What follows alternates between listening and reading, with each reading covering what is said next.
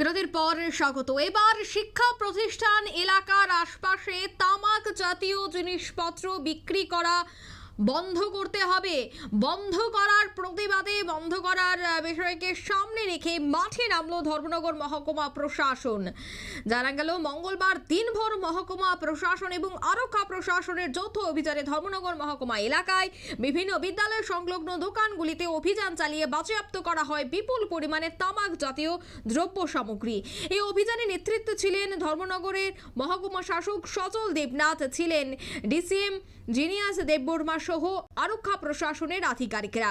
মহকুমা শাসক সচল দেবনাথ জানান যে তামাক দ্রব্য আইন 2003-এর বিধান অনুসারে শিক্ষার্থীদের স্বাস্থ্য এবং নিরাপত্তা নিশ্চিত করার জন্য যে কোনো শিক্ষা প্রতিষ্ঠানের 100 মিটারের পরিধির মধ্যে তামাক জাতীয় পণ্য বিক্রি এবং প্রদর্শন সম্পূর্ণ নিষিদ্ধ। সে মোতাবেক আজ বিক্রেতাদের প্রথম দফার মতো সতর্ক করে দেওয়া হয়েছে, সাথে করা হয়েছে 200 টাকার আর্থিক জরিমানাও।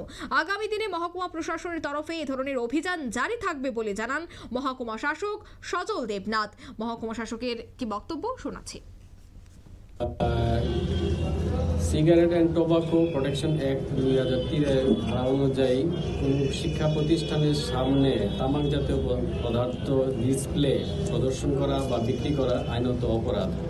তাইলে সেই মতো আজকে আমরা sub divisional police administration SDPO Dharmanagar আর সাব ডিভিশনাল অ্যাডমিনিস্ট্রেশন ধর্মনগরের যৌথ অভিযানে আমরা শহরের বিভিন্ন স্কুল এবং ফুলবাড়ি, কদমতলা ওইসব স্কুল এলাকায় রেড করা হয়। তার আগে আমরা পাবলিসিটি করেছি, সতর্ক করেছি। আজকে থেকে রেড করা শুরু হয়েছে। স্কুলের সামনে এইসব পদার্থ বিক্রি করা যাবে না, যাতে বাচ্চাদের কাছে এইসব জিনিসে এক্সপোজার না থাকে বা অ্যাক্সেস না থাকে। এগুলি হচ্ছে প্রথম ধাপের শুরু, নেশার জগতে ঢোকার জন্য শুরু হয়, তারপরে আরও বড় অ্যাডভেঞ্চার করতে ইচ্ছা করে।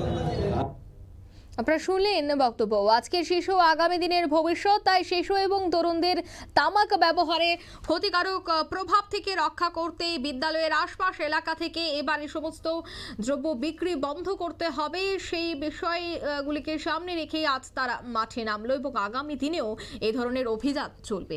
নিয়ে নিচ্ছে ছোট্ট একটি বিজ্ঞাপন বিরতি, সঙ্গে থাকুন।